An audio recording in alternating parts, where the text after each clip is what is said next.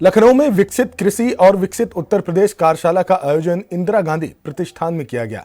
वहीं इस कार्यशाला में डिजिटल एग्रीकल्चर और कृषि में एआई के प्रयोग पर चर्चा की गई। बता दें, इस कार्यशाला में विभिन्न विभागों के लोग मौजूद रहे, जिसमें कृषि के विभिन्न पहलुओं पर चर्चा की गई। कृषि में किस तरह से विकास दिया जाएगा, इस पर कृषि मंत्री सूर्य प्रताप शाही ने जानकारी दी।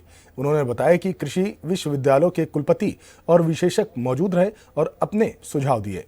वहीं भविष्य में कृषि रूपरेखा पर सुझाव लिए गए। उन्होंने बताया कि 10 खरब डॉलर की अर्थव्यवस्था में कृषि की हिस्सेदारी बढ़ेगी। खेती में तकनीक का प्रयोग बढ़ाया जाएगा, क्लस्टरवार खेती की जाएगी। जिस तरह से जलवायु परिवर्तन होगा, उसी तरह से संबंधित क्षेत्र में खेती कराई जाएगी। बीज उत्पादन पार्क का निर्माण हो रहा है, इसका भी फायदा किसानों को मिलेगा।